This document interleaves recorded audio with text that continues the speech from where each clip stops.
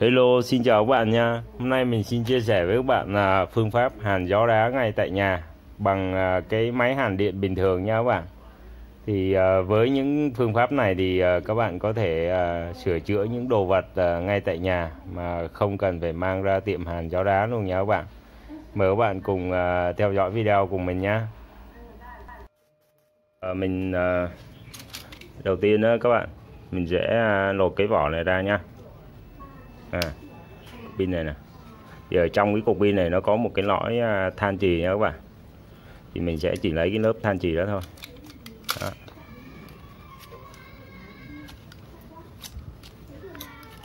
Cái lớp kẽm bên ngoài này các bạn có thể tận dụng lại ha.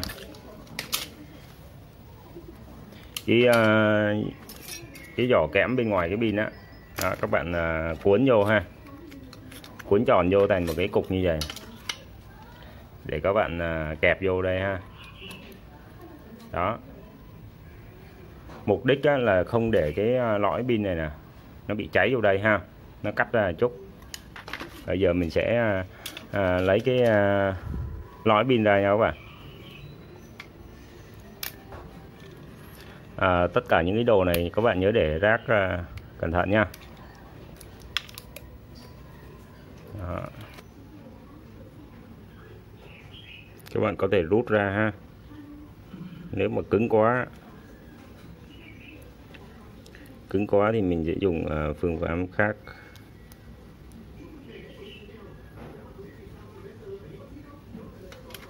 Mình sẽ cho cái đầu này nó ra nha.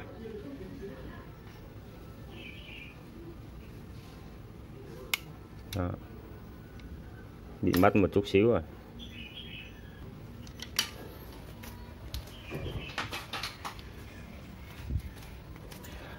Cái đầu này nó rất là dễ gãy nha, vì vậy các bạn sẽ bẻ nó ha.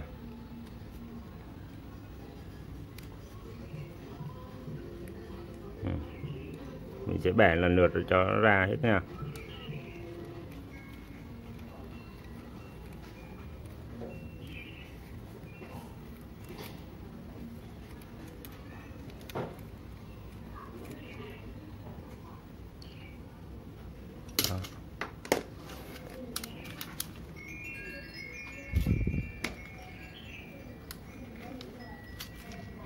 Đây, các bạn tách nó ra ha, tách nó ra nè, ở đây cũng vậy nè.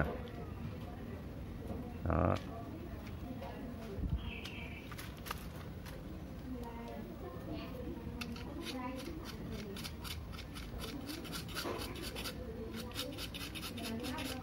Rồi, các bạn dùng cái lõi này ha, mình lấy những cái vỏ này nè, cuộn lại ha, rồi cho nó vô đây.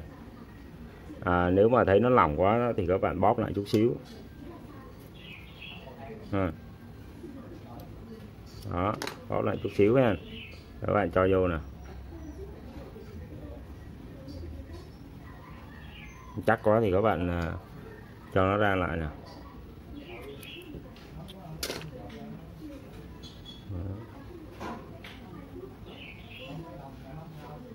Đó, như vậy là xong ha.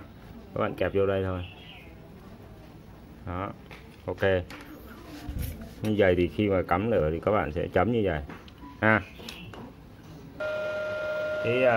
Khi mình bắt đầu hàn thì mình để về nhỏ nhất nha các bạn. Đó, để thông số nhỏ nhất nha. Ở đây mình có một cái sắt hộp nhỏ này. Đó, nếu mà chấm hàn cái điện bình thường á thì nó sẽ nổ ngay vì nó rất là mỏng. Cái này có chừng 1,2 ly rồi các bạn, rất là mỏng ha. Thì với những người mà hàn không có chuyên nghiệp á, thì coi như nó sẽ bị lủng tùm lum hết ha. Thì với cái cách hàn hôm nay thì mình sẽ thử nghiệm ha. Khi hàn mấy này thì các bạn nhớ là mang đầy đủ bảo hộ nha, tại vì nó ánh sáng này rất là cao thì nó có thể làm hư hại mắt và da của mình nha. Các bạn nhớ mang đầy đủ vô ha, có hết ha. Rồi mình thử nha các bạn. Để thử một đoạn dây đồng nha các bạn, để bít cái lỗ này nha ha. Để bít cái lỗ này thì mình sẽ sử dụng dây đồng như thế nào nha. thì thường á thì dây đồng này nó sẽ chảy nhanh hơn nha các bạn.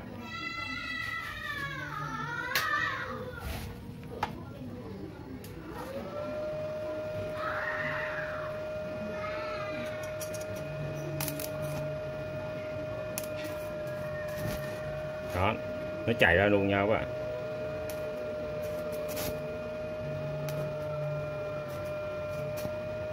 Đó, đồng nó sẽ chảy nhanh hơn ha, nhanh hơn sắt ha.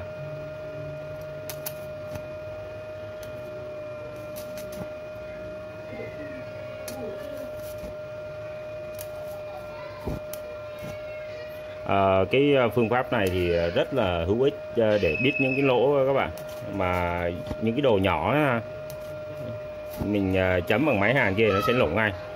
Đó.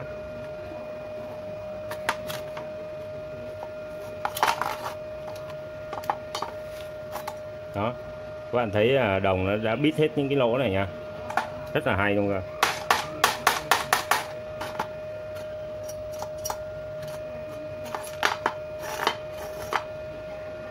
Mình sẽ dùng dây đồng để bít cái lỗ này luôn nha các bạn.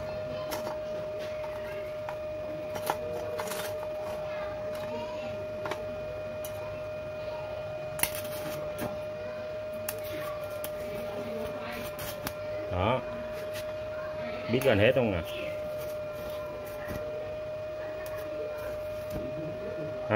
Rất là dễ luôn ha.